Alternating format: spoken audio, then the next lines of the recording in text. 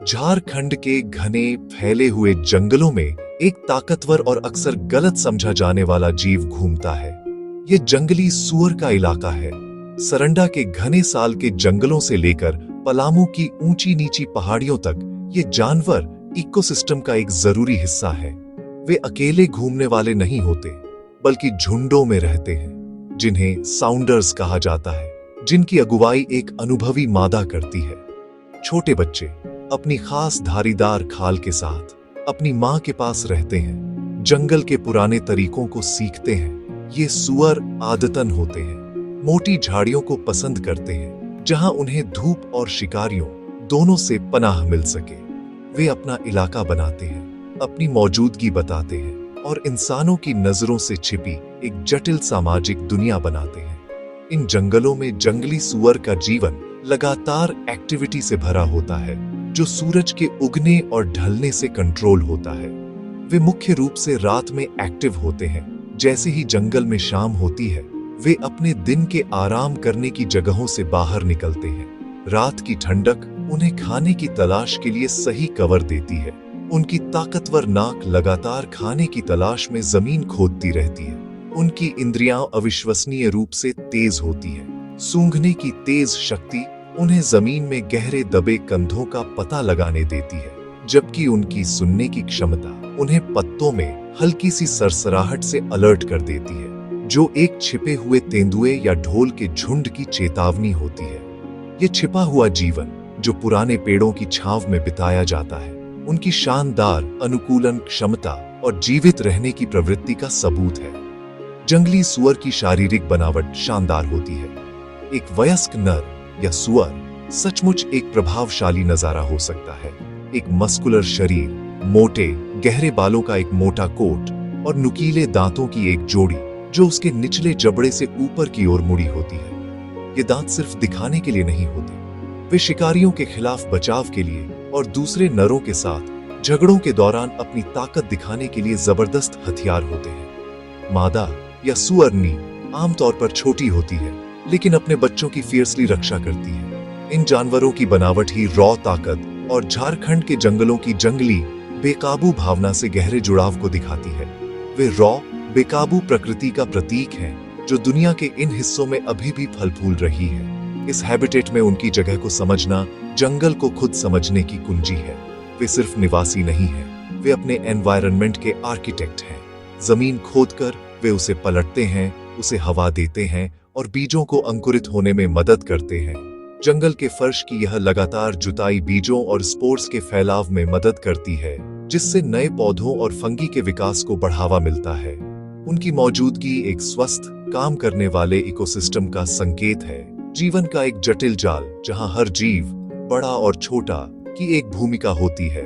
झारखंड का जंगली सुअर सिर्फ एक जानवर से कहीं ज्यादा है। यह जंगल का एक जरूरी इंजीनियर है, जो उस जमीन को आकार देता है जिसे वह अपना घर कहता है, सटल लेकिन महत्वपूर्ण तरीकों से। जंगली सुअर का खाना उसकी अविश्वसनीय अनुकूलन क्षमता को दर्शाता है। वे सच्चे सर्वाहारी होते हैं। उनका मेन्यू मौसम और खाने की उपलब्धता के साथ बदलता रहता है। उनकी ताकतवर नाक उनका प्राइमरी टूल है, जिसका इस्तेमाल वे कई तरह के जमीन के नीचे के खजानों को खोदने के लिए करते हैं। वे जड़ों, कंधों और बल्बों पर दावत करते हैं, इन छिपे हुए टुकड़ों का पता लगाने के लिए अपनी अविश्वसनीय सूंघने की क्षमता का इस्तेमाल करते हैं। महुआ और साल जैसे पेड़ों से गिरे हुए फल उन्हें बहुत पसंद होते हैं, जो उन्हें जरूरी शर्करा और एनर्जी देते हैं। यह चारागाह का व्यवहार लगातार होता है। उनके मजबूत शरीर को बनाए रखने के लिए जरूरी पोषण की लगातार तलाश होती है। जंगल का फर्श उनका स्टोर हाउस है और वे उसके रहस्यों को अच्छी तरह जानते हैं, सबसे अच्छे मशरूम पैच की जगह से लेकर उन जगहों तक जहां स्वादिष्ट कीड़े छिपे होते हैं। पौधों के अलावा जो उनके आहार का बड़ा हिस्सा बनाते हैं, जंगली सुअर जानवरों के प्रोटीन के अवसरवादी उपभोक्ता भी होते हैं। वे कीड़े, केंचुए, घोंघे और यहाँ तक कि छोटे सरीसृप और उभयचरों को खाने से नहीं हिचकिचाते, जो वे अपनी खुदाई के दौरान खोदते हैं। कभी कभी वे बड़े जानवरों के शवों को भी खाते हैं, जिन्हें बाघ या तेंदुए जैसे शिकारियों ने छोड़ दिया होता है। लगभग कुछ भी खाने की यह इच्छा एक महत्वपूर्ण जीवित रहने की रणनीति है जो उन्हें अलग अलग परिस्थितियों में पनपने और यह सुनिश्चित करने की अनुमति देती है कि वे भोजन ढूंढ सकें, भले ही एक स्रोत कम हो जाए। यह विविध स्वाद उन्हें जंगल के सफाई दल का एक महत्वपूर्ण हिस्सा बनाता है, पोषक तत्वों को रिसाइकल करता है और यह सुनिश्चित करता है कि जीवन और मृत्यु के बड़े चक्र में कुछ भी बर्बाद न हो। जंगली सूअरों का सामाजिक व्यवहार उनके आहार जितना ही जटिल होता है। वे मात्र सत्तात्मक झुंडों में रहते हैं, जहां पुरानी मादाओं की सामूहिक समझ समूह का मार्गदर्शन करती है। ये सामाजिक संरचना अस्तित्व के लिए जरूरी है।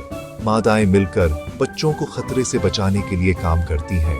अगर कोई खतरा महसूस होता है तो बच्चों के चारों ओर एक रक्षात्मक घेरा बनाती है। नर एक बार जब वे वयस्क हो जाते हैं तो अक्सर अधिक अकेले जीवन जीते हैं या छोटे बैचलर ग्रुप बनाते हैं।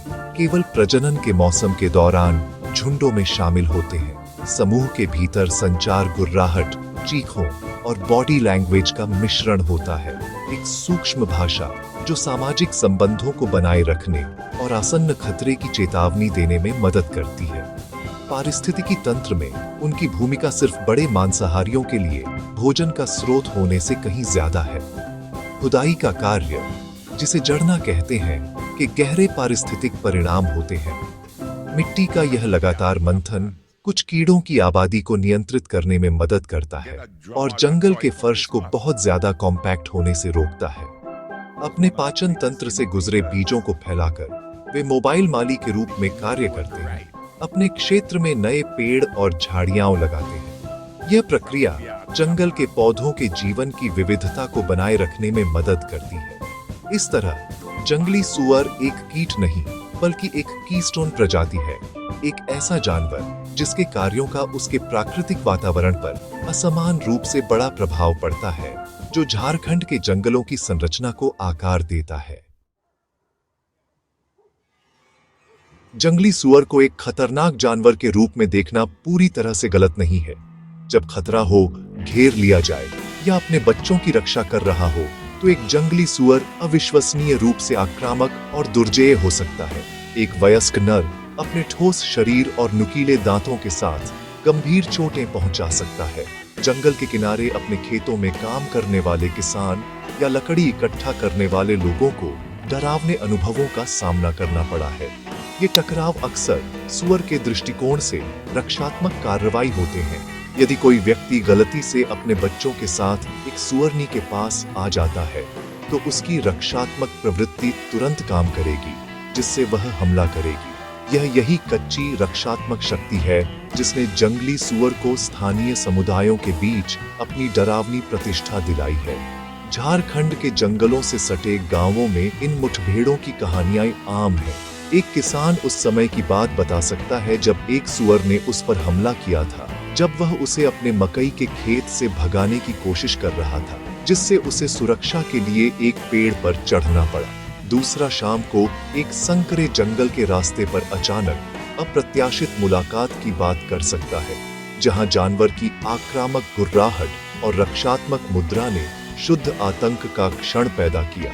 ये घटनाएं हालांकि अपेक्षाकृत दुर्लभ है, यादगार हैं और पीढ़ियों से चली आ रही है, जिससे सूअर की एक अप्रत्याशित और खतरनाक जानवर के रूप में छवि मजबूत होती है। दांत, जो खोदने और बचाव के उपकरण हैं, मानव मन में आक्रामकता के प्रतीक बन जाते हैं, जो जानवर के अन्यथा एकांत स्वभाव को ओवरशैडो करते हैं। मानव और जंगली सूअरों के बीच संघर्ष का मुख्य कारण संसाधनों, खासकर जमीन और भोजन के लिए प्रतिस्पर्धा है। जैसे जैसे मानव आबादी बढ़ती है, गांव और कृषि क्षेत्र पारंपरिक वन क्षेत्रों में गहरे घुसते जाते हैं। यह अतिक्रमण सूअर के प्राकृतिक आवास को कम करता है, जिससे वे अपने परिचित क्षेत्रों से बाहर निकलने और लोगों के साथ अधिक संपर्क में आने के लिए मजबूर होते हैं। किसानों द्वारा उगाई गई फसलें जैसे मक्का, आलू और मूंगफली अत्यधिक पौष्टिक और भूखे सूअर के लिए इररेसिस्टिबली टेम्पटिंग होती है।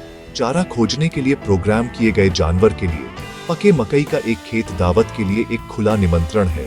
भोजन का एक आसान स्रोत, जिसके लिए जंगल में जड़ों को खोदने की तुलना में बहुत कम प्रयास की आवश्यकता होती है। यह फसल छापेमारी का व्यवहार तनाव का सबसे महत्वपूर्ण स्रोत है। झारखंड में एक सबसिस्टेंस किसान के लिए जंगली सुअरों के झुंड द्वारा एक फसल का नुकसान आर्थिक रूप से विनाशकारी हो सकता है, जिससे उनकी आजीविका और पूरे साल की खाद्य सुरक्षा खतरे में पड़ सकती है। सुअर केवल भोजन खोजने के लिए अपनी प्रवृत्ति का पालन करते हुए विनाशकारी कीट के रूप में देखे जाते हैं। यह रात की लड़ाई, जहां किसान अपने खेतों को चारागाह वाले जानवरों से बचाने की कोशिश करते हैं, गुस्से और प्रतिशोध का एक चक्र बनाती है। संघर्ष किसी भी पक्ष की दुर्भावना से पैदा नहीं होता है, बल्कि बढ़ती मानव आबादी की जरूरतों और एक जानवर की जीवित रहने की प्रवृत्ति के बीच एक बुनियादी टकराव से पैदा होता है, जिसका घर धीरे धीरे गायब हो रहा है।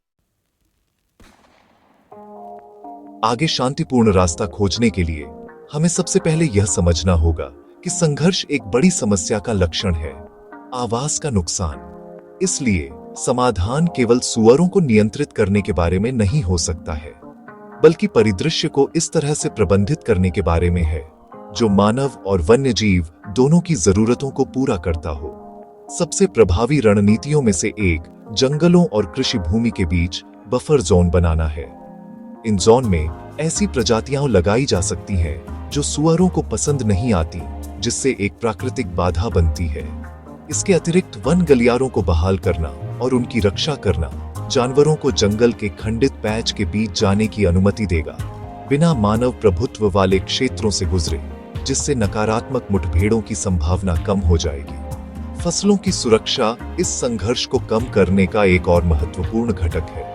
हानिकारक तरीकों का सहारा लेने के बजाय समुदाय स्मार्ट गैर घातक निवारक अपना सकते हैं। मजबूत बाड़ लगाना, खासकर कम लागत वाले विकल्प जैसे कांटेदार झाड़ियों के साथ बायोफेंसिंग या शोर पैदा करने वाले साधारण ट्रिपवायर अलार्म लगाना सुअरों को खेतों से बाहर रखने में अत्यधिक प्रभावी हो सकता है। कुछ क्षेत्रों में समुदाय आधारित गार्डिंग सिस्टम, जहां ग्रामीण रात के दौरान फसलों की निगरानी के लिए बारी बारी से काम करते हैं, सफल साबित हुए हैं। ये तरीके स्थानीय समुदायों को वन्य जीवों को नुकसान पहुंचाए बिना अपनी आजीविका की रक्षा करने का अधिकार देते हैं, जिससे उनके परिदृश्य को साझा करने वाले जानवरों के प्रति शत्रुता के बजाय जिम्मेदारी की भावना पैदा होती है। शिक्षा और जागरूकता धारणाओं को बदलने के लिए शक्तिशाली उपकरण है। जंगली सुअर को केवल एक खतरनाक कीट के रूप में देखने की धारणा से आगे बढ़ना और जंगल के स्वास्थ्य को बनाए रखने में उसकी महत्वपूर्ण भूमिका को उजागर करना महत्वपूर्ण है। सामुदायिक कार्यशालाएं और स्कूल कार्यक्रम सुअर के व्यवहार के बारे में जानकारी फैला सकते हैं, यह समझाते हुए कि वे ऐसा क्यों करते हैं और लोगों को मुठभेड़ के दौरान सुरक्षित कैसे रहना चाहिए। उदाहरण के लिए, घबराहट न करके और जानवर को भागने का स्पष्ट रास्ता देकर। जब लोग समझते हैं कि सुअर की आक्रामकता लगभग हमेशा एक कथित खतरे की प्रतिक्रिया होती है, तो डर को सावधानी और सम्मान से बदला जा सकता है, जो शांतिपूर्ण सह-अस्तित्व की दिशा में पहला कदम है। आखिरकार, लंबे समय तक सह-अस्तित्व एक साझा दृष्टि पर निर्भर करता है, जहां मानव और वन्य जीव दोनों के कल्याण को महत्व दिया जाता है। इसके लिए सरकारी एजेंसियों, संरक्षण संगठनों और स्थानीय समुदायों से सहयोगात्मक प्रयासों की आवश्यकता है। फसल के नुकसान के लिए किसानों को समय पर और निष्पक्ष तरीके से मुआवजा देना आर्थिक बोझ को कम करने और प्रतिशोधी हत्याओं को रोकने में मदद कर सकता है। जंगल के किनारे कृषि पर कम निर्भर स्थायी आजीविका को बढ़ावा देकर हम संघर्ष की तीव्रता को कम कर सकते हैं। झारखंड के जंगली सुअर राक्षस नहीं हैं, वे बुद्धिमान, एडेप्टेशनीय उत्तरजीवी हैं। उन्हें वह जगह देकर जिसकी उन्हें जरूरत है और उनके साथ रहना सीखकर हम यह सुनिश्चित कर सकते हैं कि लोग और सुअर दोनों झारखंड के समृद्ध, जीवंत परिदृश्यों में पनपना जारी रखें।